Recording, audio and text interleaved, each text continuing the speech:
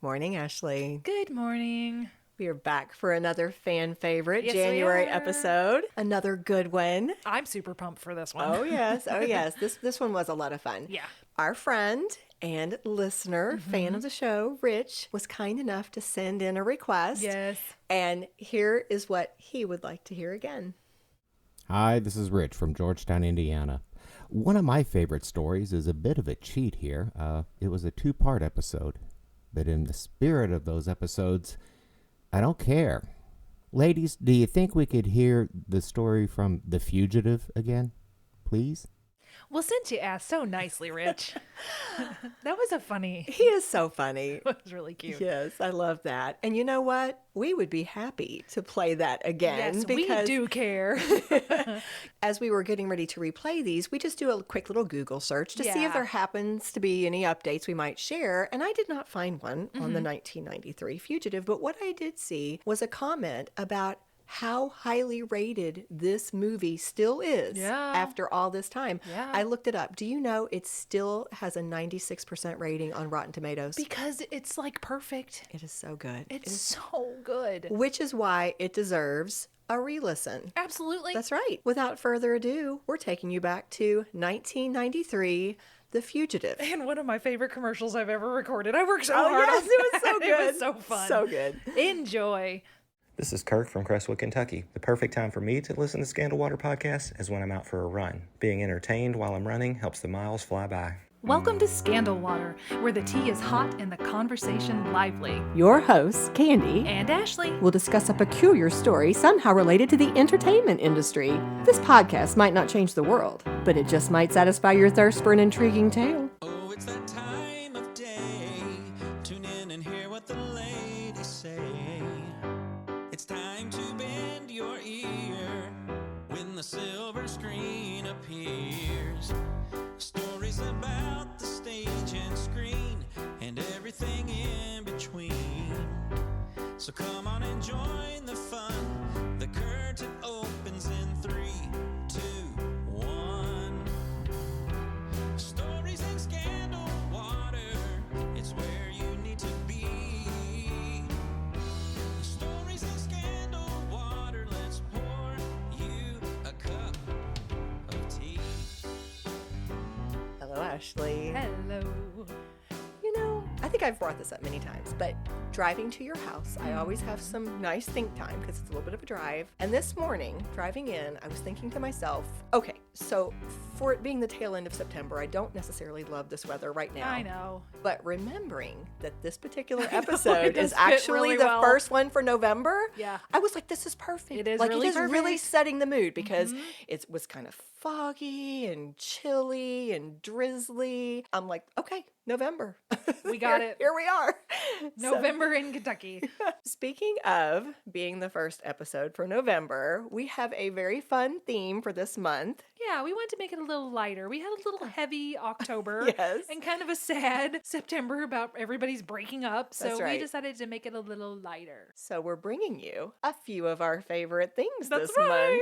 And Ashley is actually the one who is bringing the topic to the table for this episode, but we're not gonna go there just yet. She's gonna tell us why she chose it in a moment. But I thought I would start with one of those questions first. Okay. I looked up the top 10 most watched TV series finales, and I looked across several sources actually. They all agreed, which was nice. I know you know one of the answers because it Yes. is your topic. Right? Right. But I thought you might like to take a stab at guessing some of the others. And you can guess that one too. You can I didn't want to be the one to name it. I'm going to let you name it. Oh, okay. Well, I know that the one we're speaking of, the record was held until MASH's final episode. So that's what broke the record for this one. Cheers. I'm going to guess Cheers. Yep. I That still was number 2, by the way. Oh, really? I remember that one. I watched Yeah, that Cheers one. is number 2. You said MASH. That was number MASH. 1. It is number 1. That makes a lot of sense. Gosh, I think it would be stuff from the 80s and 90s. Was Friends on that list? Friends was number 5.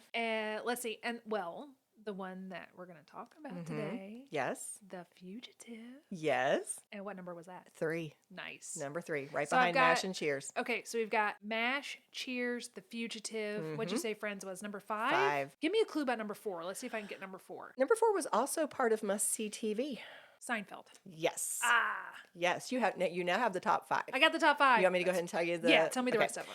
Number 6, Magnum P.I. Ooh. 7, The Cosby Show. I was going to guess the 8, Cosby Show. All in the Family. 9, Family Ties. And 10, Home Improvement. Home Improvement. Interesting. I know. Huh. Okay. But as The we've said, Fugitive is the oldest one on that list. It absolutely is. And I believe it's the only one that's not a sitcom. You are right. It's the That's a only one drama. that's a drama. Well, would you consider MASH? Although, Well- that's the thing that irritated me about MASH is they had a laugh track. Like, that's Yeah. weird to me. It I would have wasn't- loved it. I would have enjoyed it way more if they hadn't had a laugh track. And maybe Yeah. they took that away in later seasons, but I was very put out. It Anyway, bothered you. that's You've, a you've brought that up before. I I know, remember I hearing know. you say that in a previous Like, episode. stop. This is not laugh I track never material. even thought about that. I but- do. Well, so I thought that was interesting because, as we've said, The Fugitive stands out on that list, Mm-hmm. and it was a big deal. We're getting ready to talk a whole lot more about it, but first, I thought I would ask you, why I pick did it? you pick this topic? Gosh. Okay, so I have a more in-depth answer for later. But thinking of where I was before we did this research, like, why do you love The Fugitive? And I even watched it with my mom a couple weeks ago, and I just rewatched it for this, and she had never seen it. And so, why do I love it? Every time you say The Fugitive, people, oh, I love that movie. And just to clarify, what you love is the 1993 remake Yes. of this original series Correct. that Sorry. showed This up on is our the- list. Yes. Okay. This is the film with Harrison Ford and Yes, Tommy Lee Jones. absolutely. So I think going into it, I just enjoyed the banter. Mm-hmm. I loved the way that Tommy Lee and his compadres talk to each other. Yes. I loved the train crash scene, the excitement. So to me, it Yes. was a combination of this really good marriage of excitement and cute dialogue. You It had made it the watchable. humor Yeah. and the action. Yeah, Okay. that's it. Just like Yeah. I love watching this. And you have loved it for 30 some years because I that's have. how old it is. It's 31 now. Because you know what? It came out in 1993, which is the greatest year of cinema, according to me. That is a big year. It It is a comes big up year. all the It does, time. It's it crazy. does. Well, because it is based on that classic TV series, I thought I would Start start us with a with little that. history with that. Yeah, I because- don't know anything about that. Well, I didn't either. And now I am totally sucked into it because it's fascinating. So here's the thing. I found this summary from MovieWeb and I thought it gave a nice little overview of this series. So let me read this to you. David Jansen headlined the thrilling 1960s crime drama series, The Fugitive, appearing as Dr. Richard Kimble, a man who is wrongly convicted of his wife's murder and is forced to go on the run in an effort to track down her real killer. Kimble is not only pursued by the relentless police lieutenant Philip Gerard, but also battles it out against the dangerous figure known as the One-Armed Man. And then MovieWeb goes on to offer a little commentary. Audiences eagerly waited 4 seasons to discover who truly killed Kimble's wife, watching in awe as the menacing man tumbled to his death and the good doctor was finally given his life back. The Fugitive is one of the most influential television series of all time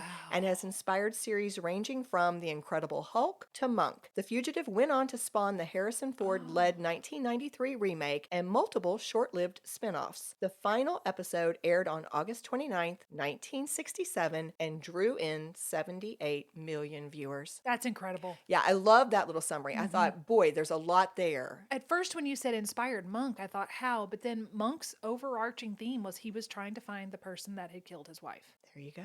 Yeah. There you go. So he had a weekly thing that he was dealing with, but the overarching storyline was he was trying to find out. I think I'm right. If I'm wrong, somebody tell me, but I think it was trying to figure out who killed his wife. And here's where I had a little surprise as I What? started researching. Because You got Harrison Ford on the phone, do you?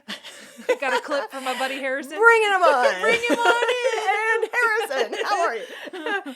No, here's the thing. I was researching and it came up across multiple sources. A widely believed rumor is that the TV series The Fugitive was based on a real true crime event. Really? Yes. It happened in 1954. It involved a man named Sam Shepard who was accused of murdering his pregnant wife. Sam Shepard, wasn't he an actor that turned Well, into a the playwright? same name, Oh, yes. okay. Not So the it's same not that guy. guy, Not okay. that guy. No. One reason why people believe this rumor is likely because F. Lee Bailey, who many of you may remember from the O.J. Simpson case, straight up says it's true. Oh. According to an ABC News article, the famed defense lawyer F. Lee Bailey, who represented Shepard in court, said in his 1971 book, The Defense Never Rests, that, quote, more than 10 years later, the Shepard case would serve serve as a model for the popular television show The Fugitive. Wow. Decades later, F. Lee Bailey reportedly also said that former film producer and studio executive Dan Melnick admitted to him that Shepard was the inspiration for The Fugitive. So I'm going to give you a brief summary of the case. Yes, please do. Yes. So here's what happened. I went down this whole little You rabbit trail. did. I This is did. very exciting. On July 3rd, 1954, reportedly an intruder entered Sam Shepard's home, knocked him unconscious, and killed his wife, Marilyn. Sam Shepard, who was an osteopathic physician, was arrested and charged with Marilyn Shepard's murder. Now, Sam claimed that a bushy-haired man knocked him out, and then he's the one who killed his wife. But a jury convicted Sam of second-degree murder, although they did not give him the death penalty, which was on the table. So this made headlines everywhere. It was very sensational across the country. He was, as we've said, he was sentenced to life in prison, which he started to serve at the Ohio State Penitentiary. Now, it was in 1963 that the TV series The Fugitive started to air. And it was the following year, in 1964, that the U.S. Supreme Court ruled that Sam Shepard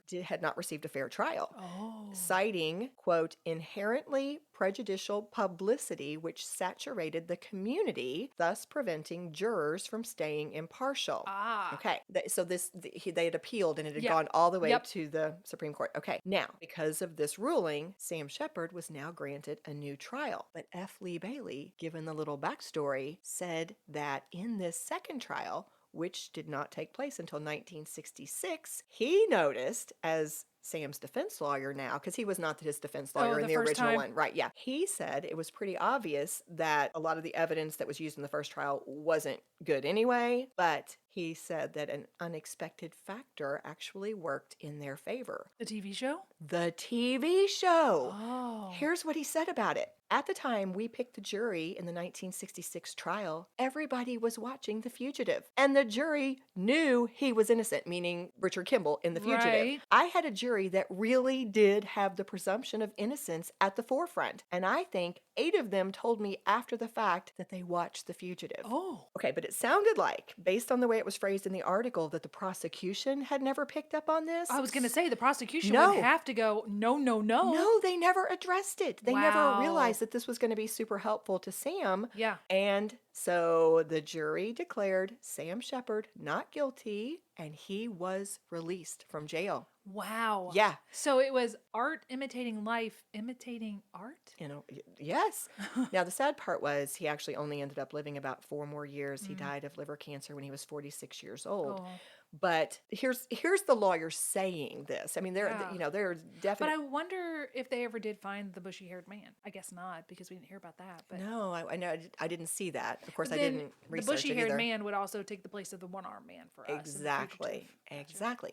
Now, to be fair, on the flip side, Roy Huggins, the creator of the Fugitive television series, told the Los Angeles Times in a 1993 interview, quote, I suppose connecting Kimble to Shepard makes a more sensational story. I wouldn't care as much, except that's not the way The Fugitive happened. The news reports are in reckless disregard of the truth. So they always denied it. They always said, nope, that's not the inspiration for The Okay. Fugitive. Now, coming back, Yes. F. Lee Bailey speculated that the reason why these people denied it was because they didn't want lawsuits. Right. Right. They didn't want to go there. Plus, it also makes your story seem more original if you're like, no.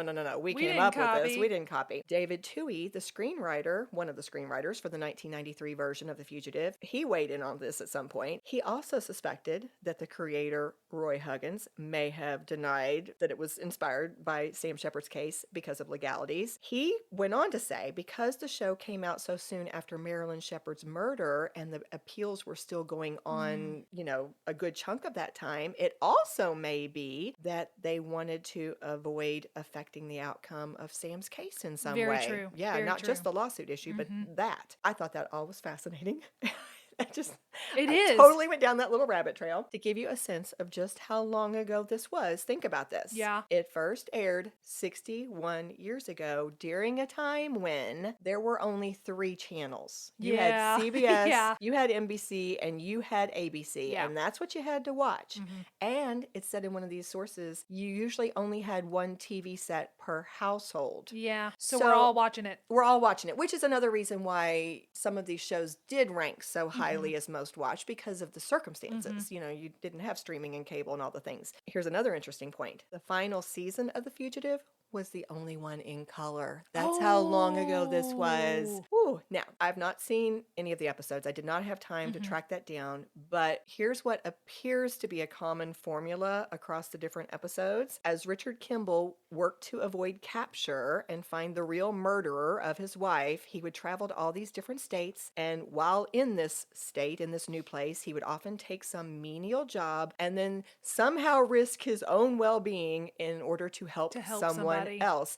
And this was this ongoing theme. He was such a man of high moral character. He was so willing to help others that he would risk his own safety, his own well-being. And then, of course, when we got to the finale, he did actually solve it and defeat the murderer. On IMDb, this was just a fun little note, it shared that many people would comment on the great special effects, especially in particular to making the one-armed man appear to be missing that limb. But in all actuality, that actor, Bill Raich, had lost his arm in World War II. Yeah, you might as well just hire someone. Yeah, he had served in the U.S. Merchant Marines, where he was badly wounded in early 1945, fighting a shipboard fire in which he was so badly burned that he lost his right arm. That's sad. Yeah. My favorite IMDb trivia note is this one. The life of fugitive Dr. Richard Kimble had not been an easy one. Over the 4 years and 120 episodes that he was on the run, he had been blinded by an explosion, run down by a car, knocked unconscious 10 times, and stabbed 4 times. He had survived 30 fights, 3 concussions, 8 gunshot wounds, 4 in the arms, 4 in the legs, acute cases of amnesia and pneumonia, and the affections of numberless sympathetic but entirely untrustworthy ladies. Amnesia? He doesn't even know that he's on the run. I know. So all of that brings us now to the 1993 remake. Yes. So before we start talking about that, what are some of your memories or impressions of seeing it the first time? Oh, I'm going to assume that I saw it shortly after it came out. So I'd have been about 13 years old, and it just bowled me over. It was so exciting.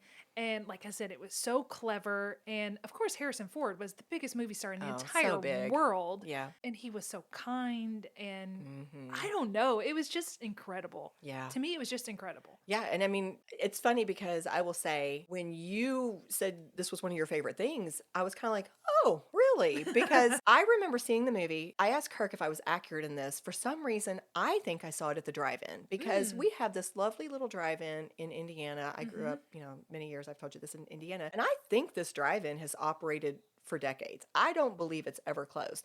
But long story short, I think I saw this movie at the drive-in, and I think in a way it actually worked against my enjoyment. Like, I remember thinking, oh, that was a really good movie, but I think I had distractions because I was in a car watching it. And so I was like, oh, okay, I remember it was a good movie, but I don't remember thinking it was. You don't go to the drive-in to watch something that needs thinking. You go to the drive-in to watch, and you need to think to watch the future. You need to be immersed in it. It is so fast-paced and so fast-moving. So I enjoyed my rewatch because it was. Is that the only other time you've watched it? Yeah.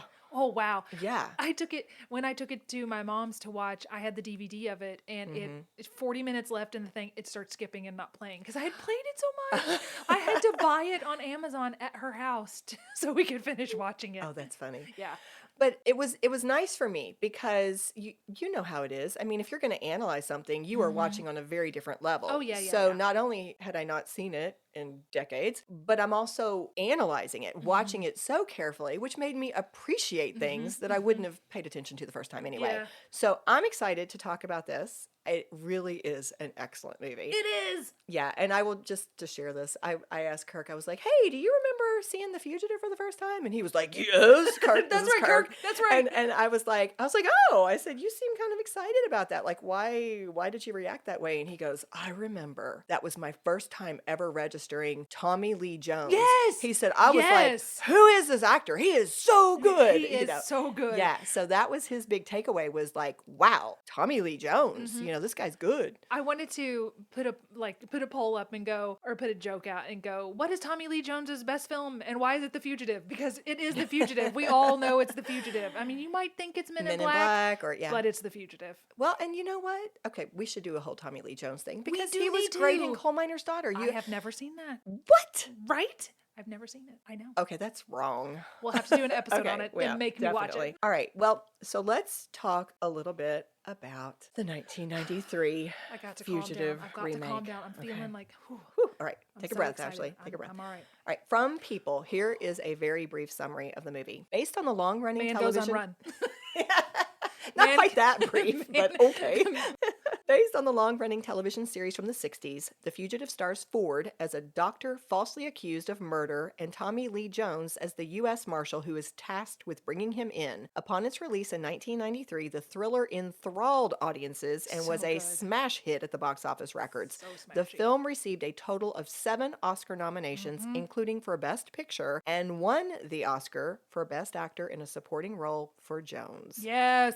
So, spoiler alert from the very beginning, it's 31 years ago, but we'll just go ahead and say it did really, really well. It was so good. It was critically acclaimed. People complimented everything from the direction to the acting to all of it. This was a very, very successful movie. So here's how it all started. And here's the thing, Ashley, I know you've got background, so I'll be sharing things. So you chime in at any point because I know you've got things you want to share. Notes. Yeah. A few other actors were actually considered for the lead role of Dr. Richard Kimble before Harrison Ford. Some of those included Alec Baldwin, Nick Nolte, Kevin Costner, and Michael Douglas. None of them are right. None of them. No. I mean, you read them and you're like, what? Nope. Yeah. But when Harrison Ford signed on to take that part, from that point on, there was a bit of a domino effect. Harrison Ford affected this movie in so many ways. Yes. He was integral. Yes. So, yes. So I found an interview with director Andrew Davis that was published last year in conjunction with the 30th anniversary of this remake. And in fact, I'll go ahead and say this now. There were 2 or 3 fantastic articles that were published in conjunction with the 30th anniversary. This is one of them, but another one, I think it was Rolling Stone, who brought all the key players, except Harrison. They couldn't get Harrison, but they brought all these key players into the room, and it was quote after quote of them chiming in to talk about this. This is so cool. So I'll just go ahead and credit those 2 sources up front, but a lot of this information is straight from the horse's mouth. And why don't you tell them about the video you found? Because I think that's that's going to come up too. So I'm not sure how to say the title of this. Candy and I decided the making of The Fugitive was a asterisk show. I will put the link, but there was a lot of stuff, and I think they kind of condensed what you're getting ready to say. And one point that they brought up, I don't know if you've got this, but one point they brought up early in this video was that the early 90s were a real plethora of TV series adaptations. Yeah. It was huge. The Addams Family, Wayne's World, you had a lot of those things. So that's kind of why I was like, oh, it's ripe for The Fugitive because it was such a popular TV series. Yeah, absolutely. But anyway, I'll be chiming in with a few of tidbits here and there. Oh, absolutely. Yes. Well, one of the things that the director, Andrew Davis, shared was how he fell into getting the job. And he said, Bruce Berman, the head of production of Warner at the time, called and he said, congratulations. Harrison saw Under Siege over the weekend. He wants to talk to you about directing The Fugitive. Because he had director approval in his contract. Yeah. So here he is. I mean, once Harrison came on board, now we have the director because of Harrison. Do you have the timeline because of Harrison as well? Go ahead. I don't know what you mean. Okay. So this, for a person who has made quote unquote movies for good or for worse, they only had Harrison for a short amount of time. And I was just bowled over by the fact that they started pre-production in January and they had a release date of August of that same year. Yeah.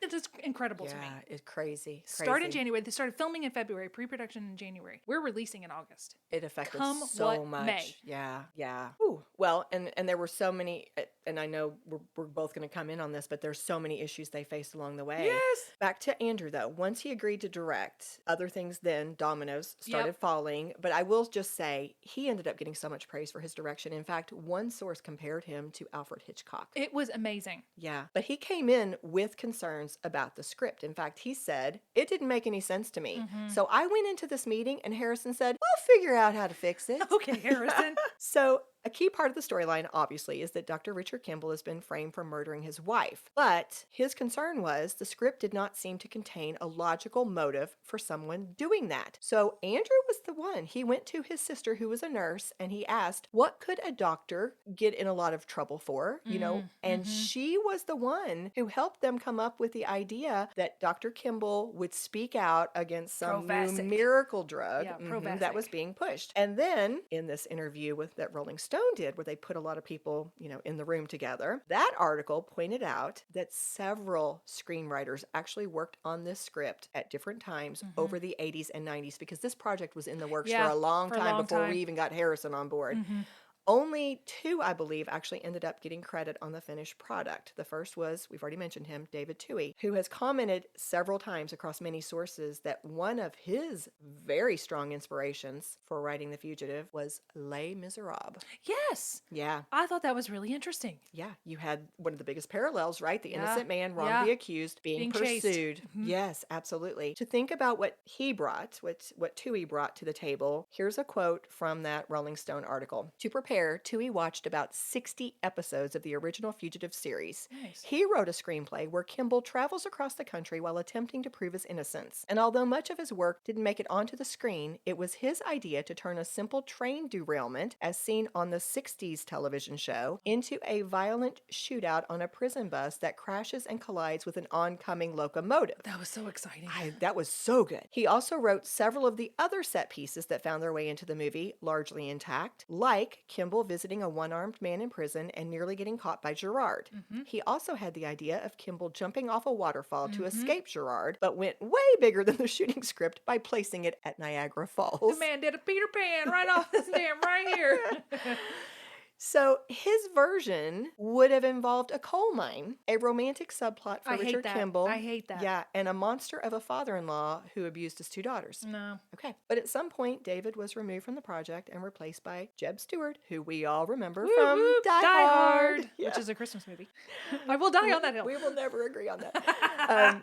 Jeb never even talked to David, and he commented that actually a lot of the script versions he saw came from some other script writers. And basically, though, the pattern seemed to be that those scripts had Richard Kimble crossing the world, That's not which new. he did not think worked well for this particular movie remake. He commented, I felt like Kimble had to solve a problem and be proactive. To me, that problem was really simple. I didn't kill my wife, and nobody believes me. Right. And the only way you can figure out what actually happened is to go back into the belly of the beast, Yep. which in my telling of the story was going to be Chicago. So smart. Jeb said another key change he made was changing Gerard from the villain, Yep. because he was actually the bad guy Yep. in a lot of the original scripts, into this man who really wanted to do a good job. He would Right. relentlessly pursue Kimble, but he was also a thinking man who would pause to ask, why would this guy come Yep. back to this area? Yep. He's just a good man who's good at his job. So, as we've already alluded, Jeb was still working on the script when they realized they had to start filming because, as you've said, Harrison had that very limited window of availability. The marketing campaign was already going, know. and they had the hard deadline for when the movie would Yeah. release. And so, following up on what you said earlier, one of the IMDb trivia notes said the film was shot in 73 days and had one of the fastest turnaround post-production schedules ever, as the film was pushed up to a release date in August of 1993. This is incredible. That's also why they chose Chicago, because both Harrison and I think the director were the director's from Chicago. from there, and they wouldn't need to location scout. Yeah. So that saves time. Absolutely, not having to build things. And yeah. So as we've seen with Jaws and other movies, Jeb had I know that it very... reminded me of Jaws. It totally did. Yeah. He had that challenging job of revising and creating scenes during filming. You know, here you go. That's why go they do it. filmed mostly in order, so he could stay They ahead. did. Yes, they did. But that's also why, and I know this is something we want to talk about, that's also why there was more improvising than you would expect on such a big budget movie. This is the thing that shocked me the most, I think, researching this. Yeah. Well, and you know, it's funny because in that Rolling Stone interview, they all disagreed a bit about how much improvisation there was. Tommy Lee Jones didn't remember that there was that much improvising. Oh, the video I saw, they showed the script versus what they're saying on screen. Why don't you tell us what you saw in the video, and then I'll tell you what some of the things they said. Let me see. Let me find it. Okay, so here's what I took down from the video. It says the screenwriter knew where a scene needed to begin and where it needed to end, and the rest was up for improv. According to multiple cast and crew members, 70% ended up being improv by the actors. Tommy Lee knew his character and his fellow marshals could be throwaway one-note placeholders, so he especially encouraged ad-libbing to make their characters more fun to watch. And they're saying Tommy Lee is the one that told his co-actors, let's make us more interesting. And it sounds like maybe they would have agreed with part of that. I don't think, based on what they said in this Rolling Stone interview, I don't think it would have been remotely close to 70-something%. That's what this video said. They agreed that they had their plot points, they had their basic elements, but then it sounded like Jeb would hand them a script, and a lot of times Harrison or the director or some of the actors would then be like, I don't like the way this is phrased. They started tweaking. So I don't know if that's improvising or revising. It might be but revising. I think they revised a lot, and then in the moment there was also some improvising, especially as you said, Tommy Lee Jones, they said, was so quick. He was so clever, and he could, and so he might turn and say, I'm going to make a little joke here about, or we're going to do this. And so some of it was improvising, but it sounded to me like a lot of it was revising. Like here's this page, these pages just came out. Here's what we're really going to say. Here's where we're going to change it. What's the lady, Jane Lynch? Jane Lynch, she talked about that her and Harrison worked, she said, we reworked the scene because Harrison said, I don't like the way this is written. That happened a lot. And so we worked it out. You say this, I'll do this. And she said, Harrison goes in and tells the guys, we're going to do it this way. And they're like, okay. Yeah, it sounded like Harrison had a lot of control during this film, and the director said he changed a lot too. But that's the feel I got. Celia Ward gave the same quote about Harrison telling her, "I don't like how this is phrased. How do we want to do it? Yep, how do we want to do it?" Now this was a point. It's so funny. Even the people who are involved sometimes don't have the same memory. Yeah, a lot of sources say that Tommy Lee Jones actually improvised the famous line, "I don't care," which is midway through the movie in response to Richard Kimble saying, "I didn't kill my wife."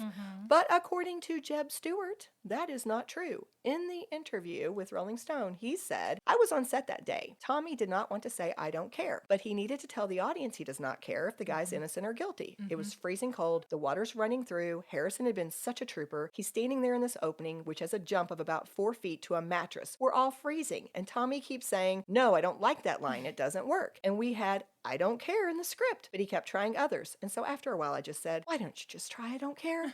And once he did it, Andy Davis said, "That's it, wrap." Yeah, let's go. So his version was different than other people. And I saw in that video where there was more. It was, "I don't care," another sentence or two, and it just got shortened to, "I don't care." Yeah. Which I think is a really important sentence. Oh, yeah, because it comes back later. It comes back later, and he doesn't care. Right. It's not up to him whether you did or didn't, and that goes back to the, I'm not a bad guy. I just have a job to do. Right. I just got to bring you in, man, and somebody else is going to decide whether you did or didn't do this. It doesn't matter to me. Yeah. That's my opinion. That was a character development moment. Yeah. So that ongoing writing and revising process is also the reason why Julianne Moore's name is featured prominently in the credits. Can I say, I was on the rewatch, I was just like, what? Celia Ward? And we have Harrison Ford, Tommy Lee Jones, Celia Ward, Julianne Moore. And you're like, what? And above all of his right cohorts, like, what? But she was supposed to have a much bigger role.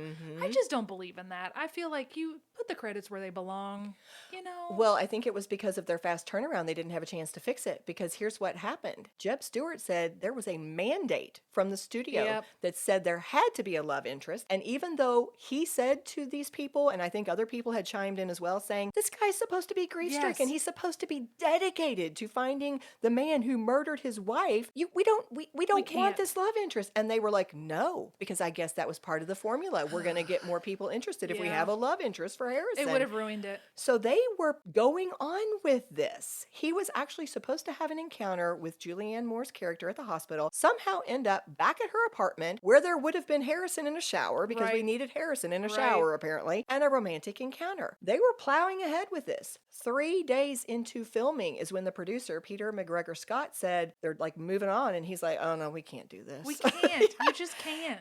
And they were like, "We know." And so they cut all that, which meant they had to go tell Julianne Moore, sorry, you just went from a really big, important part opposite Harrison Ford to a few seconds in this movie. And I don't know if it was a conscious decision to leave her there or if it kind of got missed because of the fast turnaround. I don't think it got missed. I think it was maybe a consolation prize. You think so? Yeah, I think so. Or they paid her because if they hired her, maybe they had to pay her anyway. We have no clue. We're just guessing, but she'll be fine. She's an Oscar winner later. She'll be okay. Yeah, and actually, I didn't write this down, but I'm pretty sure I saw some little note that said Steven Spielberg saw her in that, and that's part of the Lost World. Yep. Yeah. See, she's fine. It'll be okay, Julie. It worked out all right. You'll be all right. So that brings me to casting, and I'm going to tell you, for sake of time, I only have notes on a couple of the main characters, so you chime in if you want to talk about anybody else. So Harrison Ford, as we've already said, was already on board, and reflecting on how perfect he was for that role, casting director Kathy Sandrick said, Harrison is a thinking man's action hero. He is immediately credible. You trust him. You believe him. You care about him. Yeah, absolutely. Harrison also has such a profound depth of character that just radiates from him. He's that stoic, silent, dogged hero. He is. That's perfect. Agree. Yeah. No I was notes. like, yes. Check. And then director Andrew Davis was the one who brought Tommy Lee Jones into the project after having worked with him on Under Siege. He said that Tommy Lee Jones was in the movie more than Steven Seagal. I knew he'd be perfect. He said, though, that initially Harrison was gun-shy about bringing Tommy Lee Jones in because he thought Tommy Lee was too powerful and would take over the movie. He kind of does. Well, here's what Andrew Davis says. And he was right because Yeah. he won the Academy Yeah. Award. But then Harrison afterwards said the joy of working on the movie was working with Tommy Lee Jones, Absolutely. even though they only had 2 scenes together. I thought, Yes. I love that. I love it too. That's awesome. So there were so many other strong actors in this film. We've mentioned a few already. Celia Ward, she played the wife. Richard Jordan was cast as actually, this is sad. I'm glad you're saying yeah, this. Yeah. This is a sad note. He was actually the man cast to play the villain, Dr. Charles Nichols. But what happened was he had filmed several of his scenes and then tragically was diagnosed with a fatal brain tumor before they had filmed the climax at the hotel. So they had to quickly hire a new actor, the man you see in the film. Do you know how to say his name? Yes, this was also in the video that I saw. It said that his name is Yaron Crevet. Okay, yes. And he was given a 12-hour notice. He was an actor from Holland. He got on a flight, flew there, shook hands with Harrison, and then was handed the script. Yeah, they said he was really nervous. And he had to reshoot all the scenes involving that character, Right. Charles Nichols, and also prepare for the big fight at the end. And they mentioned one of the challenges was trying to get Harrison's beard to match what it looked like back at that point, because it was real in the beginning and he had shaved it off. But now they had to try to recreate that. Sadly, oh my gosh, this is so sad. Richard Jordan actually passed away just weeks after the movie was released. Yeah, I saw that too. But a few of the other actors, Andreas Katsoulas played Frederick Sykes, the famous one-armed man. Joey Pantaleone. Who's from the Goonies? Oh, okay. He was in the Goonies. Oh, I didn't even. He's one of the Fratelli brothers. Well, he played Cosmo. Who? I love Cosmo. Did you hear the little story about him? I don't know what. He was supposed to die. Oh, he was? Oh, yeah. In the big showdown near the end. Oh, when he gets hit? He gets hit in the head. Oh. And it was really cute. He's supposed to be dead. But while they're filming it, he kept kind of wriggling around, moving around. And Harrison was getting a little annoyed. And he said, "What are you still moving for?" And this is from the director. He remembers Joey answering, "I want to be alive for the sequel." And Harrison Ford, this is all from the director, Harrison said, "Well, there ain't going to be a sequel because I'm not doing it." And Joey responded, "That's all right. We'll get another $20 million jerk to chase around for the sequel." And they Harrison did. just started laughing. And they did. He They was did. in the U.S. Marshal sequel. He was. Okay, That's funny. There you go. There were so many other wonderful actors, but for sake of time, Yeah. I'm going to stop there. Is there anybody else you want to mention? No, obviously, yes. I want to give all of them a shout out. They're just so wonderful. They work so well together. What I do want to say before we talk about the film itself is that this, as a person who edits this also, I was just in awe. It said that director Andrew Davis had 10 weeks to edit the entire film in crazy. analog years. So they had 6 editors working 7 editing bays with 16 assistants working over 14-hour days for 6 days a week. Crazy. And the first cut was over 3 hours, which I would like to see, please. I would Could you watch please that. share that? I would like to watch that. Yeah.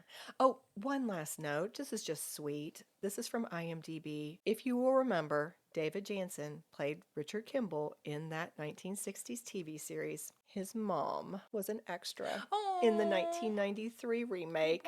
Bernice Jansen is an extra in the courtroom scene. They said that you can spot her behind Harrison Ford's head when they play the 911 call. And when he's declared guilty, they said she's the one whispering to another woman. Oh, that's sweet. Oh, goodness, Ashley. I am noticing the time. How long has this episode gone so far? Well, we've been talking for about 45 minutes now. 45 minutes. Yeah. So this could be a great two-parter. It could Do you be. think? Let's end on a cliffhanger. You know what? How about this? How about we end? It looks like this might be the end of episode 1. Yeah. How about we end with a quote from Andrew Davis? Oh, I'd love it. Okay. This is what he said as to why he thinks The Fugitive has remained such a strong and much appreciated film after 3 decades. You really care about the story. You have great empathy for Harrison Ford. And then there's this bulldog force of nature, Tommy Lee Jones, who doesn't care whether Ford's innocent or not. It's Les Miserables. That's the heart of it. And there's a reality to it, which I try to have in all my movies. Way to go, Andrew. You succeeded beyond your wildest imagination. He certainly did. So let me just tell you guys, since we are wrapping this up, you said it was successful. It was #1 at the box office for 6 weeks, which was unheard of back then, especially for kind of a drama. It was filmed on a budget of $44 million. It grossed $183 million domestic, $353 million worldwide, and it currently has a 96% rating on Rotten Tomatoes. To this day, you mean? Yeah. That's awesome. Yeah. Well, they didn't have Rotten Tomatoes back then. Oh, that's a good point. You know? As you said, nominated for 7 Academy Awards, including the editors. Shout out to you editors. I edit. I take off my hat to you. This was incredible. This was an incredible film. Okay. Well, then let's end part 1 with a shout out to the editors. Let's do it. Yeah. Cheers to you guys. Cheers.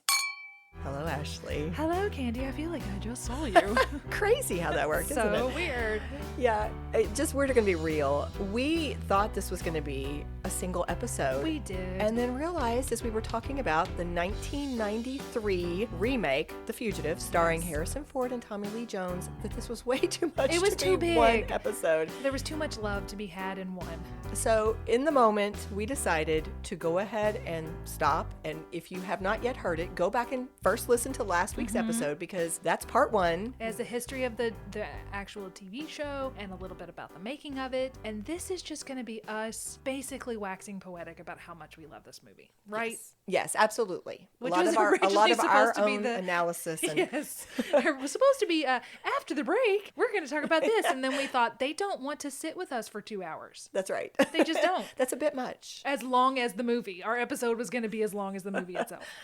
So here we are now. Yeah. This is us talking just about our impressions, because we have both done a recent rewatch of the movie. Yes. Which I appreciated greatly, by the way. It was a 2 rewatch for me, because I had seen it. The reason when we talked about what should we do for November, how about our favorite things, and I immediately said The Fugitive, not only because it was on my mind, but I had seen it just the week before, watching it with my mom, and then I watched it again on this past Sunday. Loved it. Yeah. Didn't get bored. It's a really great movie. It is. It really is. Well, then let's just kind of do as we've done with some other movies when we're analyzing them. Let's just go back and forth and bring out some different points that struck us. Okay. Do you want to start, since it's your favorite? Sure, thing? sure. So I just took notes as I was watching it, and you guys know that I love watching the credits. Well, if you don't know, I will tell you now. I love watching the credits. And these opening credits / font and music are very 80s and 90s to me. They love those synth in those days. But I gotta say, I do like the flashlight effect in the font. You know, there's somebody searching and you see the blue going across the font. It's a very dramatic way to pull you in. And I thought it was a really smart way to start the film from a writing point of view with the inciting incident. Absolutely. I wrote the same thing. Yeah, we have the attack intercut with wide views of the city. And it really was an excellent opening credits sequence, because we see everything that's going on. Absolutely. And I really do appreciate that they show Helen in negative, because this is a very brutal, bloody attack, and it could turn people off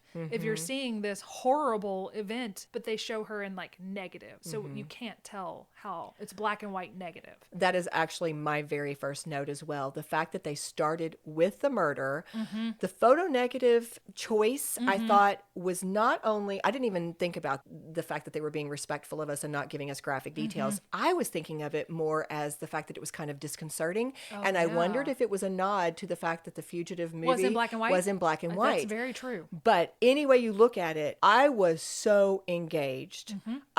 This was so fast paced. It was so tense action. Like, it set the scene. We are going to be nonstop from the word go. And just to kind of finish that out, they were still rolling credits 13 minutes later when Richard Kimble was heading to jail. I know. Like, I know. that's how much happened, how much action took place in the beginning of this movie. I wrote down that no words are spoken until the news reporter, but between the news reporter and the images ahead of time, we know everything going on. So he's telling us Richard Kimble's been arrested and this is what's going on. And it was going back to the behind the scenes that we kind of talked about in the last episode. They started off with it being 3 hours long. So they had to make these brutal choices. And some of the choices that they made were they cut this down to just seconds. So they had the whole trial and they had all of this stuff and they just said, okay, we got to cut it out. But that was so smart to me. We get to it. We get to the chase. Because let's be honest, I mean, thinking about this from a writing angle, exposition can get kind of boring sometimes. It can. And this just made it move so quickly. And really, this is a movie about a man being relentlessly pursued, trying to prove his innocence. Right. We needed this exposition and this backstory to happen fast.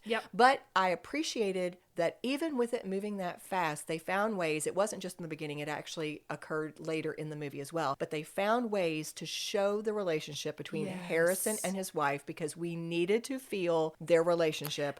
We needed to feel their love. I have on here the fundraiser dinner reminded me of the fundraiser dinner in Return to Me. Yes, which was also set in Chicago. And I don't know if you noticed, but Mr. Richard Kimble's lawyer is Dick Cusack, who is in Return to Me. I did not notice. Yes, he's his lawyer, and he's the one that in Return to Me says, "Did you know about my anonymous sizable donation to the gorilla exhibit?" That's him. Yeah.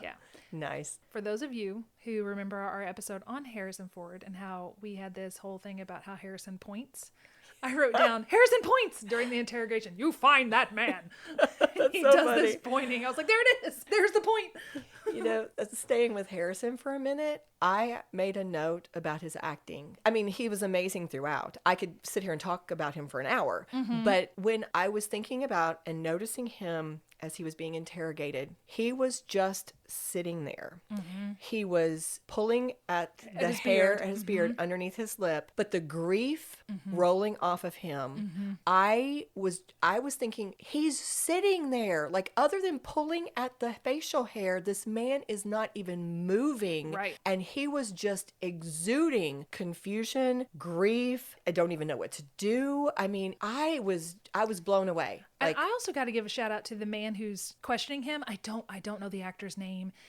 I don't think he did a lot of stuff. I tried to look him up to see what other things he'd done, but he's like, who was there? What did he look like? What's going on? And he's just keep hitting him with these questions. What do you remember? What did she look like? What is this? And he's just like overwhelmed. So the two of them worked really well to give us that I'm overwhelmed with what's going on. Well, and to piggyback on what you said, it also, as I was listening to that exchange, I'm like, and this is how he is sounding more guilty. And this is how we are literally seeing the accusations. Did you have life insurance? Who's the beneficiary? Well, I am. Anybody else? You know, it's just like, oh my goodness. Yeah, you could see their suspicions were elevating, and you could see it just getting darker and darker for his situation. And speaking of the editing, I really liked how they intercut the courtroom scene with Richard coming home and finding his wife. It's just another way for us to keep this action rolling. And I noted that as well, because that was a choice that they made that I appreciated to intentionally show Harrison's innocence. I recognize this was a different time period, right? This was 30 years ago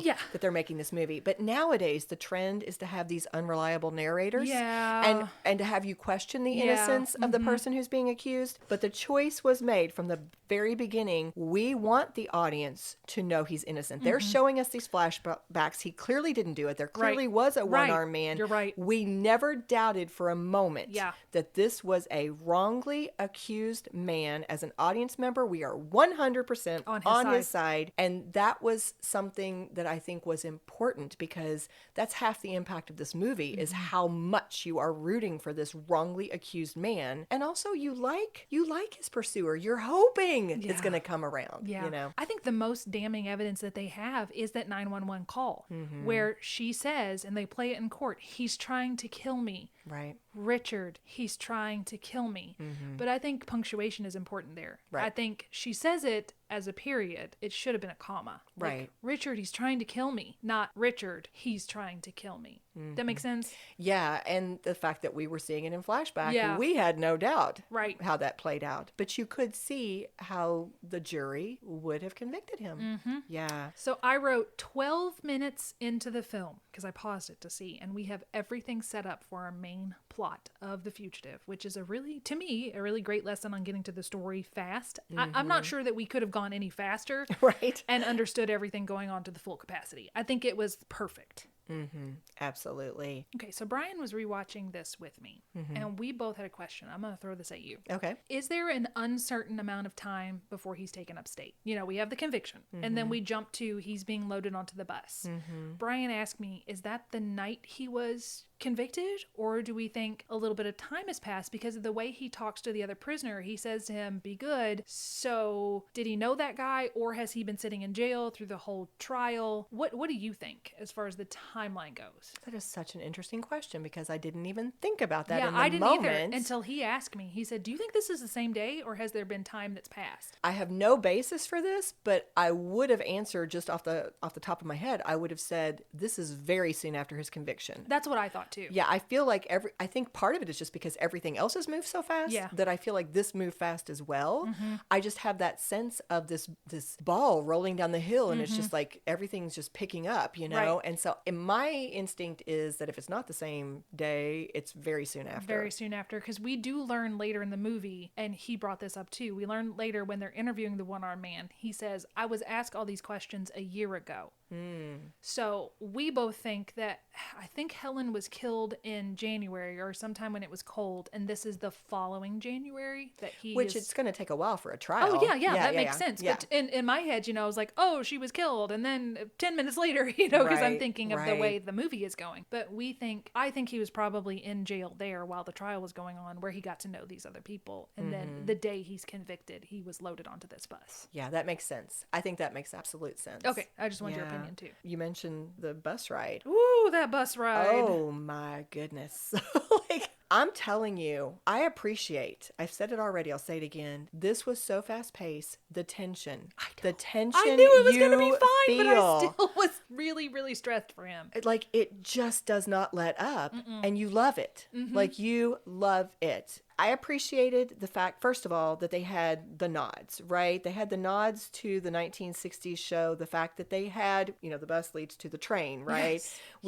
We have the train made it in there. We Yeah. had the pursued. The fact that he was the man of character, and that idea of risking his Yes. own well-being or his own escape in some cases for the sake of others, that comes out on this bus ride, right? Because he saves the guard. He saves the guard. and nobody else will help him. That's right. But he risks everything. Yes, he does. His own life. Yes, To to take get those this- couple extra seconds to save that man. And when the guy that looks like Wilford Brimley, but is not Wilford Brimley, when he gets out that shotgun, I was like, sir, you have just escalated this. You did not have to do that. Yeah. So he's the one that shoots the driver. Right, which I think is another point. I think it's so important to this story and to the original TV series as well that Richard Kimble has to be almost this ideal man. He has Yeah. to be so far up on that pedestal of high moral character that we are just almost in awe of him. Like, we are so rooting for him. And so I think by comparison, they keep showing us these other people who are cowardly or unethical or making terrible choices.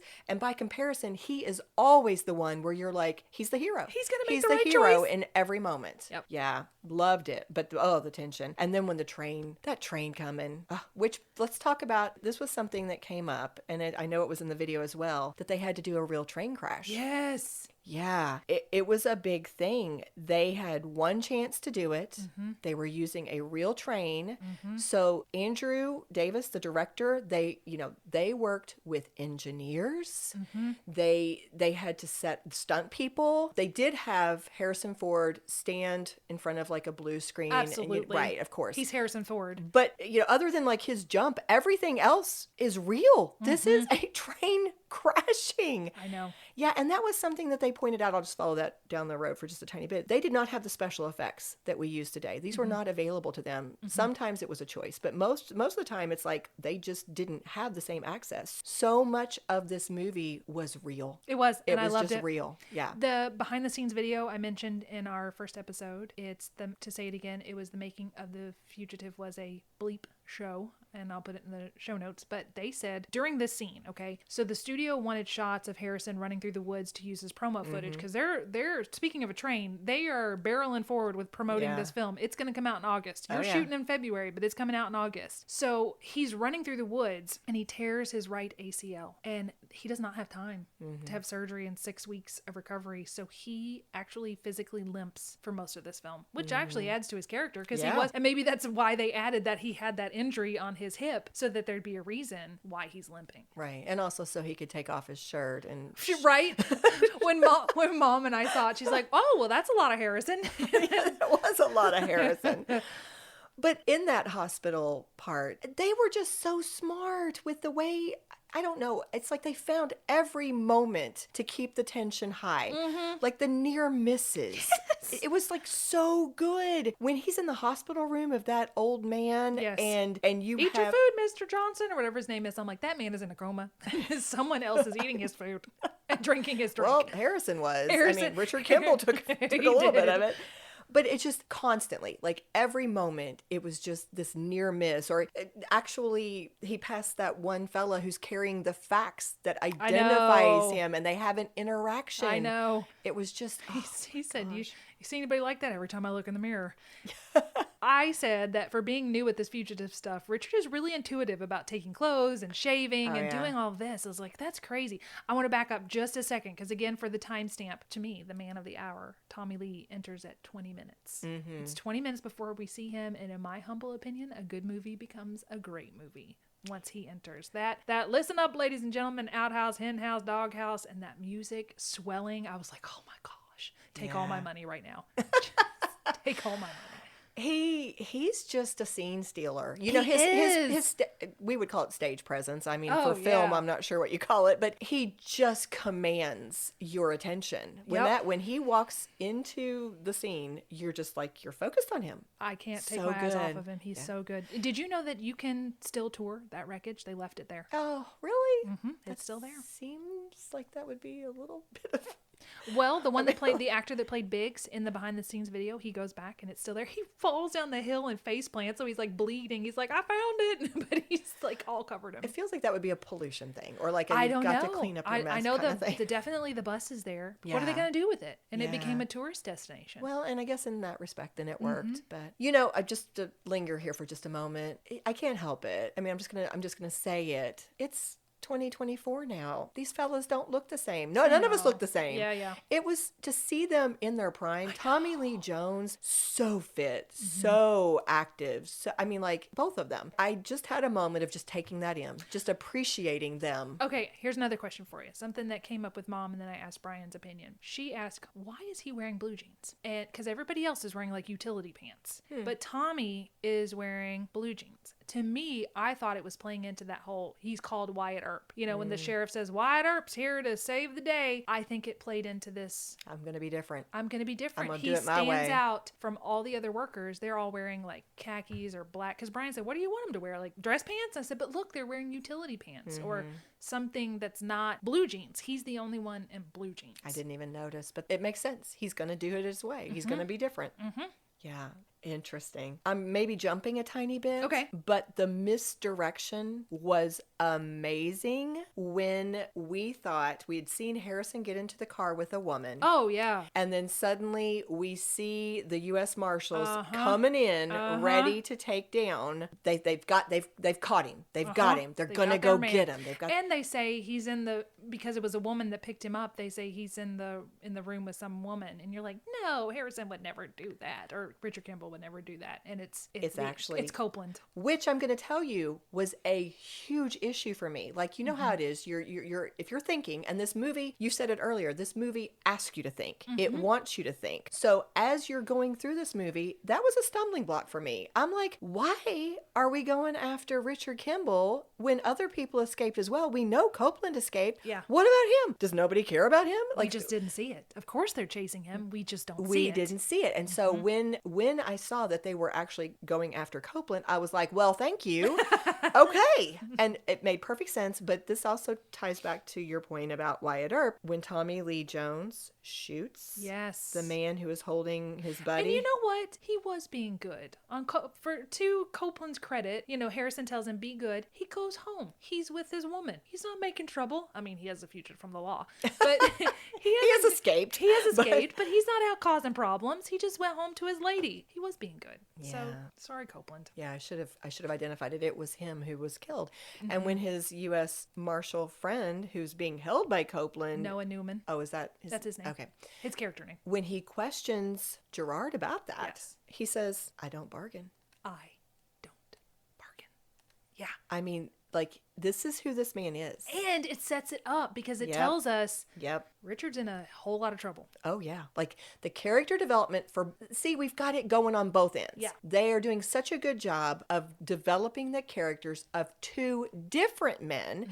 There's two sides of the same coin. And I love the decision because as we talked about this in the episode last week, right? That Jeb Stewart was the screenwriter who was like, no, we don't want Gerard to be the villain. We don't want him to be the bad guy. That doesn't serve this Right. story. We need him to actually be, as you said, another admirable guy, a guy who can think, who's doing his job, who's somebody that we can root for once. And, we want him to figure it out. We want him to get on the side of Richard Kimble. I wrote that Richard doesn't really say much in this film. I mean, he says a little bit, but most of the time he's just trying to stay alive.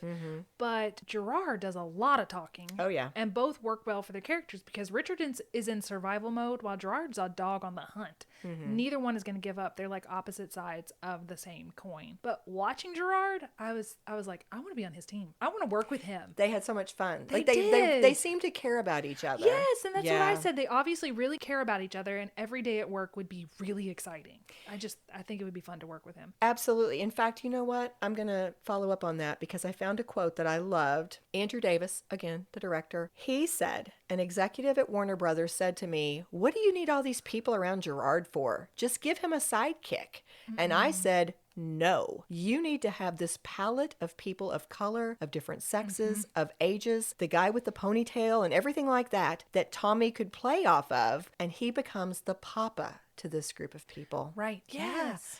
Okay, so let's just, I'm like fleshing this idea out in my head as I'm talking. That's the thing. It's not just a foil, right? It's not just something to move Richard Kimble's story forward. Tommy Lee Jones, his character has its own story arc. Yeah. He has his own relationships. These people have their own thing going on separate. Yeah. But then their mission is, related to, of course, Richard One Kimble. of the cute lines, or if it's an ad lib or not an ad lib, I think it's Cosmo. He says, "Why are you yelling at me? Why don't you yell at her sometime?" And then Tommy Lee yells at somebody. He's like, "Attaboy, good, yell at them." Because just that exchange between them, you could see how much they just like care about each other. And instead of saying, "Go get me a donut," he says, "Why don't you think me up a cup of coffee and a little donut with some sprinkles on top?" Yes. Yeah, that's just so much. That has so much more nuance than "Give me a donut and a cup of coffee." Flavor. It just shows their relationship. And even going back to the original point of him telling the kid, Noah, I don't bargain, but he cares about him. He clearly cares about him. And later on, you can see that their relationship kind of deepens because he tells him, "Well done, son." And he's like, "Thank you, sir." You know, they really respect him and they want him to respect them too. Yeah. Well, I may be jumping a little bit, but I'm going to go to the point to where Gerard realizes that Richard Kimble had gone to the prosthetics department. Why would he come back to this hospital? Why would he be doing this? And when we see him start to recognize there's something going on, he said there was a one-armed man. He's actually coming back to this. He's seeking out. Then he starts investigating too. Yes. I mean, as an audience member, that was so satisfying. Like, I think my point is, because I'm talking in circles, I think my point is my emotional emotional investment in this story. The fact that I would get that excited to be like, He's figuring it out. He's starting to get it. He's gonna be on Richard's side too. Like Yeah. it was a big thing. Like it kind of gave you chills a little bit. I want to back up just a second, and then we'll go to where you were. I wrote about the exchange between them in the aqueduct. Oh, okay, yes. So I said this in the last episode, but in case you didn't listen to it, there's this iconic exchange of, I didn't kill my wife, and he says, I don't care. And why doesn't he care? Because he's not in charge of the justice system. He's only in charge of bringing in fugitives. He says later, I'm not trying to solve a puzzle here. But then he does try to solve the puzzle. And so seeing the two of them on screen together, I said there is something so electric about seeing Richard and Gerard, or Harrison and Tommy Lee, in scenes together because they have so few of them. Right. And as a little aside, to me, both Tommy Lee and Harrison are two actors who seem like they really hate the fact that they're actors. You know, they just hate the fact that they're famous and actors, and they're just like, why did I choose to do this? And then they just go and do it, and they're so incredible at it. But you get that fun. They're both kind of grumpy, is my Isn't point. that funny? They are very similar. They both have that everyman quality, gruff, rugged, strong, heroic, reluctant heroes maybe, but they do have a lot of that. People of character. Yeah. Yes. Why am but I famous? gruff. Why do I have to be Yeah. famous? So one of Gerard's lines later that shows this just like dogged determination, he says, somebody else, when he jumps off the dam, they go, he's fish food. He says, okay, go get a cane pole and catch the fish that ate him. Right. We're not giving up. A lot of the times the people would have gone, oh, it's over. He died in the train crash, or he's this or that. He's like, okay, then we're not giving up. Turn off the water. We're going to do this. We're going to do that. We're going to find this man, because he doesn't care whether he did it or not. I'm just going to bring him in. Which also, this is another point I haven't actually verbalized yet. That's part of what makes a really tense, tight story, especially an action story, is when you feel like the odds are insurmountable. And they kept doing that. Gerard's not going to quit. How in the world is Richard Kimble going to get out of this? Because it's one thing after another. It keeps escalating. His opponent is not going to back down no matter what happens. You kept getting that sense of it's insurmountable. How could you get out of this? Talk about putting your main character in a tree and throwing rocks at him. Yes. I have a question for you. Why do you think that Gerard, this is backing up a little bit, in the shootout with Copeland, why do you think he's wearing that dumb hat? What's your opinion? Because that's something that Mom asked me. She's like, why is he wearing that hat? Do you want to hear my opinion? I would like to, because I don't really know that I have one. I think he is getting ready to murder someone in cold blood. And I think that dumb hat offsets this murderous action. Oh. I think it gives a little humor. Kind of like what Harrison Ford said when he was talking about the scene in Indiana Jones, right? In Raiders of the Lost Ark. Where he takes out I'm getting ready to shoot this man. Yes, he said he had to look goofy otherwise because he was getting ready to shoot somebody in cold blood. Yeah, I think that's why. Interesting. Because if he just had no hat on, had that look, that Tommy Lee Jones serious look, you're like, oh my gosh, he just killed that man. But that hat just gives that touch of whimsy, or that touch of the ridiculous that it doesn't... Something that distracted. It doesn't settle in your brain like, oh my gosh. And they moved on so quickly. Very fast. Because you're right. Had we lingered, we would have been like, what in the world? Yeah. Well, goodness.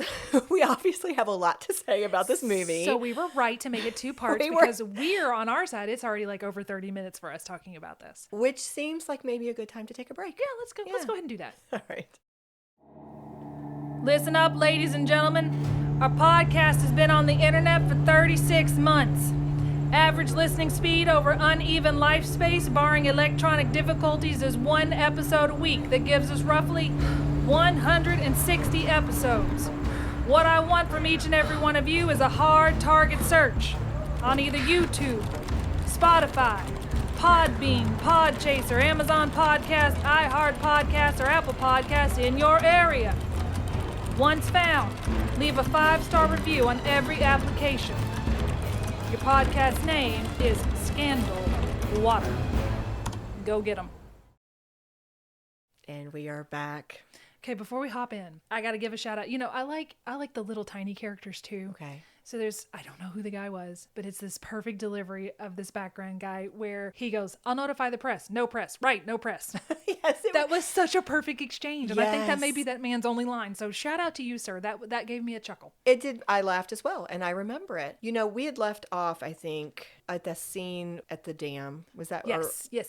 Can I say, I only had a few things about this movie that I That questioned. he would never have survived that? He would not have Never. survived that. He would be fish food. That was the speed moment of jumping that huge Yes, chasm. yes. I was kind of like, Really? No. Even when he falls, he's like, I thought if it was a dummy or whoever they threw off of that thing. It was a dummy. It had to be because Yeah. his little leg and his head. And I was like, dude, you had to cut away from that because he clearly was not going to survive this. Yeah, I mean, it was scary. Like when they showed cinematography, the angle was great. It was scary. Like it was very action packed and impactful. But I was like, no. Not going to happen. Can I say one other Absolutely, you can. complaint? Yes, you can, of course. Did this bother you as well? What? I could not help it. This was the one, other than Copeland, which they Yeah. addressed. Yeah. This was my other huge distractor. Richard Kimble is one man who committed murder. Mm-hmm.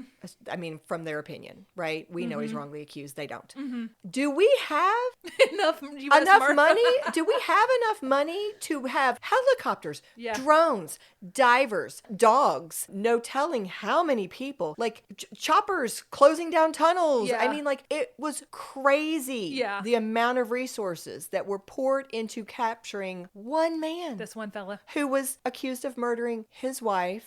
We have a lot of people who've committed more murders than that, Yes. who might be on the loose. Yes. Come on. Did that not bother you? I To don't know. me, sometimes when stuff like that comes up and I enjoy the movie anyway, I'll just say, somebody will say, why does it happen that way? And I'll go, because the writer wanted it to. It's just, we gotta ignore You have it. to suspend You your have to disbelief. suspend You have to disbelief. go with it Yes. because it wouldn't have been the same movie, but it was there in the back of my mind. And it was just a new thing would happen and he'd be like, call out the divers, call out the and I'd be like, Why haven't they turned off the water yet? Yes, exactly. On a Shut down dam. the whole dam because one guy who jumped off a cliff and is probably dead might not be. And he wasn't. And he wasn't. That's right. Okay. All right. Sorry, I had to bring that out because No, it that's bugged funny. me. That's All right. okay. Okay. What was your next note? Let's see. I wrote, there's no way he'd be able to, we talked before the break about investigating at the hospital because of the security now. I mean, no way Right, he'd be able right. to walk in there. And I liked how, I don't know what it was a photo of, but Gerard has photos taped to his office window to remind him of the case. He's looking at it. He's thinking. Something else, but going back to the hospital, I was really glad that I watched it with closed captions because all of these years, I have never known why all those kids were there. And it says, big bus crash. But I didn't hear it or I didn't understand what they were saying. So I was like, oh, that's why that little boy is there. And it's so busy. I kept wondering, Yeah. why are they overrun with children that are Right. injured? I just didn't understand what the occasion was. And isn't it interesting now that we know, like, okay, it's another opportunity for Richard Kimble to show how heroic he is and his willingness to put himself at risk Yep. to save somebody else. But it also would have been, here's the big romantic Yes. love scene. Here's your chance to meet up with Julianne Moore's I'm character. so glad they cut that because not only have we spent this whole film saying how much he loves his wife, he's pursuing his wife's killer. He is wounded. He is emotionally and physically Right. damaged and drained. He does not have time for a lady friend. I did not corroborate this, but one source said they, for a brief time, considered his having a romantic relationship with Jane Lynch's character. No. I know. I was, No. but I did wonder. Okay, I know, but it was 1993, and well, I mean, I'm not saying it'd be different now. But part of it, I'm sure, was we think there's a box office draw for Harrison Ford to have a romantic interest in some lady. They probably were just thinking about that in general. But I did wonder. It was also the thing back in that 1960s know. series. They said Really? Oh, that's right. You said episode after episode, he would get involved with some lady and then well, move I mean, on. it was 4 years. He had a longer time to be Right. on the road. This Yeah. is months. Right. This character, and that's one of the reasons Harrison agreed to do this. I think I saw on the behind the scenes. I didn't write this down, but that they originally wanted it to be a series. We're going to Oh. do a series of films, and Harrison was like, no, One, yeah. one film, Well, one film, and I'm done. I mean, I know you agree with me. I'm stating the obvious, but it would have ruined this movie. Yes. We would. I mean, if he had had any type of romantic involvement with anybody, I don't believe anymore that you care that much about your wife. Yep. I'm not rooting for you Yep. anymore. I'd always heard the rumor that there was a romantic relationship written in between Tom Cruise's character and Demi Moore's character in A Few Good Men, and that they had a scene. And I always thought that would ruin it too. Yeah. It doesn't. We don't need that. That's not what our No. story is about. It would have. Not only do we not need it, that would have ruined everything. Yeah. In this case, it would have ruined everything. But when he is at the hospital, I wrote, nobody notices the janitor. yeah. They don't. So There you go. And the little boy's name, where he says Joel, bye-bye Joel, according to IMDb, the actor's name was Joel. I saw that. So sweet.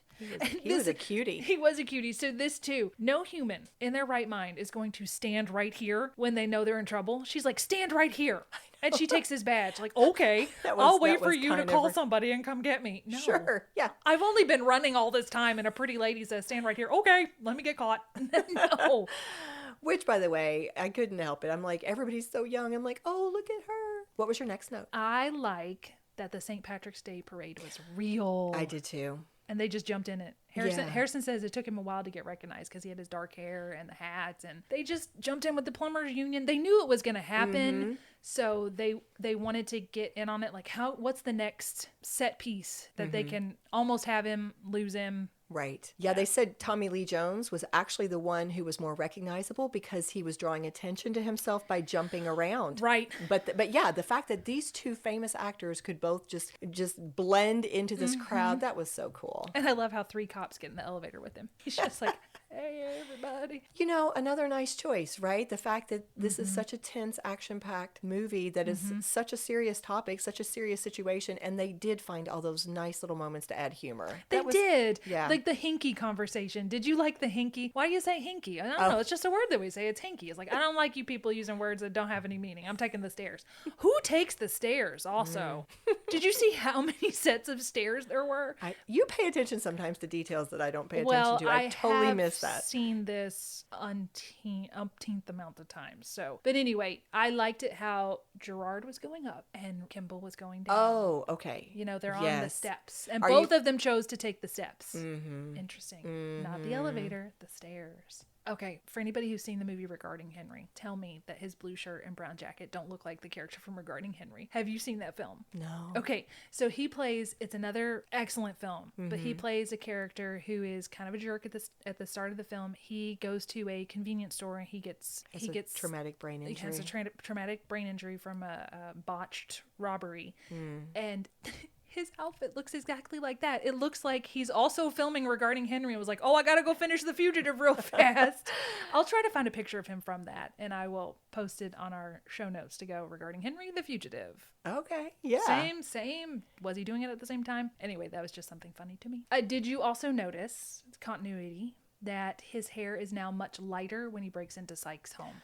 I did notice his hair. I wondered, is that time passing again? Because we've pretty well done this. If they shot this in order, it's going in order, or or is it just a continuity error? I assumed it was continuity because I had the impression that everything is just one thing after another, that we really haven't had that much time passing. Well, think about it though. If it was January when the bus crash happened and we've just had the St. Patrick's Day parade. Oh, you're right. It's been 3 months. He lived in the Polish woman's basement, which was another fake out. Oh, they got me on that one too. Did they really? Yeah. That was another fake out. So I think it's time passing. I think that in the hair dye, I don't know if it was a permanent color, but it could have washed out. Which, by the way, I'm not a fan of Harrison Ford with really dark hair. No, he doesn't look good. It does not work for me. That's not your look, boo. No.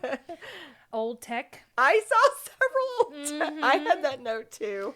Notes being sent to hotels for you to call back via hotel phone. The DOS computer system. Yes, I was dying over that. The fax. Yeah, the fax machine. Oh, yeah. I like how they fake us out again because Harrison calls Gerard and they're like, keep him on the phone, stretch it out. And he says, you weren't trying to solve a puzzle, but I am. You think he's gonna hang up the phone. He does not. I know. So smart. And that's the thing. Again, we keep repeating this idea. These men are so equally matched. Yes. They're both so smart, so clever, so dogged, so determined. They are really like parallel, dimensions of each other. Guys, in the movies, if a person says, I've never seen that person in my life before, they are always lying. Always lying. Why did you go so hard on that? Why? I've never seen that person before in my life. Really? Okay. So you just saw him. And what did he say when you saw him? Okay, here we go. Another small character that I was just like, you know what? Bones' job. I like Bones' job. It's quiet. It's organized. He gets to wear a t-shirt and a cardigan and a sweater to work. So thinking of it earlier, clearly two sides of my personality. It's maybe I work Bones' job during the week and I work for Gerard on the weekend. Oh, okay. Because you got the quiet and then you got the excitement. You know, it's just When would you something get a to throw out there. break? I don't know. I don't need a break. At night. At 9 to night, 5. yeah. 9 to 5 for both the guys. And then I wrote maybe I'd like to be Gerard, because what a commanding presence and what a good boss he was. I admire that. He was a good boss, but I don't want to be in his situations. No, No. I'll But pass. you didn't have to clock in. You know, it wasn't like I got to show up to my job and it's the same every day. You never know what you're going to do. You're going to get on a Yeah. helicopter. You're going to get on a plane. You're going to go shoot at people. Well, that part. And get Okay. shot at. Yes. See, no. Okay, you've talked me out of it. This is something funny when we're watching it. And when the cop is killed on the subway, Brian looks at me and goes, "Isn't that guy that swept floors on the sitcom you used to watch?" I was like, "You gotta give me more than that." But it's janitor from Scrubs, Neil Flynn. Yeah, and I didn't recognize him. And didn't he end up also, I don't remember my note. I feel like because of this role, they said he ended up getting a part in U.S. Marshals or something else. really? Yeah, I could be wrong on that. That's cool. Don't hold me to that. Okay, here's another quote. When the doctor, the good doctor, is giving his little speech and he says, "Provasic has no side effects whatsoever." I wrote, "Please." That's when you know it's a lie. All drugs have side effects. Even Tylenol and ibuprofen affect your liver. Ask me how I know. You know? Right. It just does.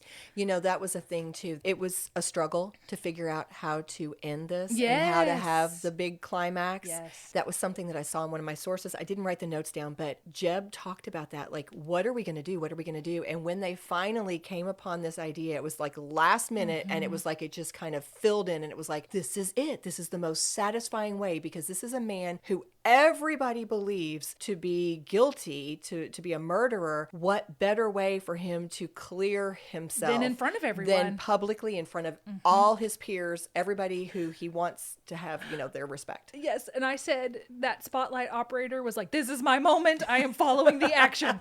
Because he says, "Can we go over to the side here and talk?" And the spotlight operator's like, "Vroom, I'm going to follow. What's going to happen? Let's all see together." I thought that was funny. Yeah. Gosh, it was satisfying. It was. It was. I really like that we had the moment for Gerard to tell Richard he knew he was innocent. I think this is the counterbalance to the "I don't care" moment. And it is when Richard finally does stop running and he says, "They killed my wife." And Sam says, "I know it, Richard. I know it." So beautiful. It really was.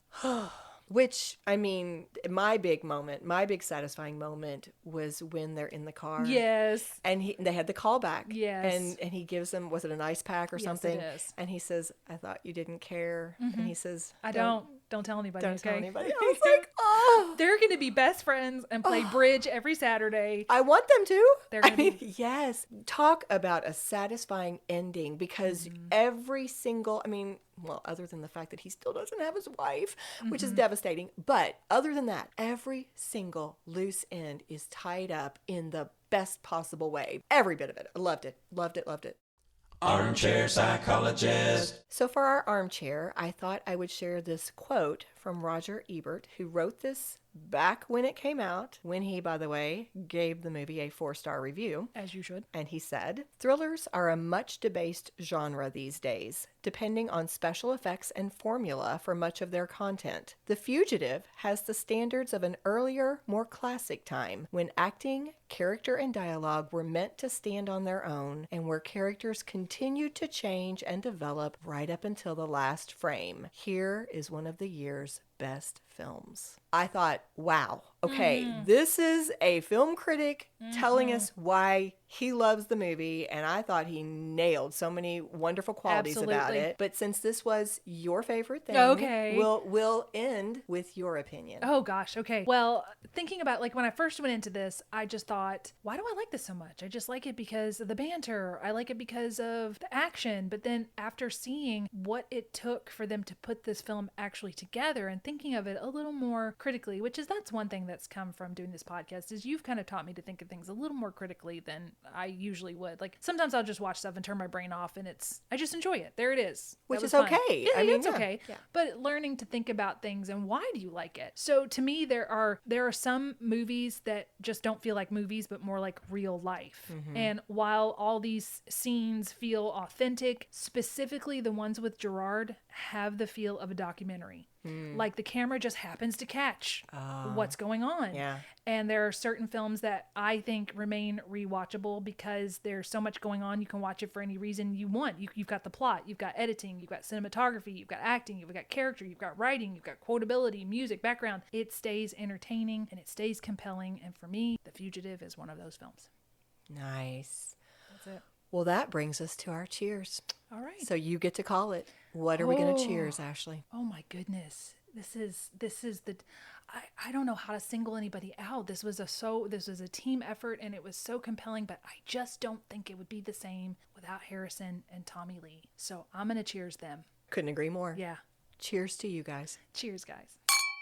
If you love what we do, please rate and review our show. Or you can become a supporter by making a donation through buymeacoffee.com/scandalwaterpod. Whether a single gift or a recurring monthly donation, it would go a long way towards supporting our work and allowing us to keep the tea brewing. At our website, www.scandalwaterpodcast.com, you can submit questions or your own story ideas, access our sources and show notes, see the merch we offer for sale, and more. You can join the Scandal Water community through our Scandal Water Podcast Facebook page or follow us on Instagram or TikTok at Scandal Water Podcast. This episode was executive produced by Candy Thomas, that's me, and Ashley Raymer Brown. That's me. It was researched and written by Candy Thomas and edited by Ashley Raymer Brown. A special thank you to Josh Martin, who wrote, composed, and performed the Scandal Water theme and other music. Matt C. Adams, who created the artwork, and Joshua Reith, who designed our website and provides ongoing technical support. As a reminder, this podcast is purely for entertainment purposes. The thoughts and opinions of the host during each episode of Scandal Water are their own and do not reflect the opinions of any future guests, advertisers, or clearly professional psychologists. Thanks for listening.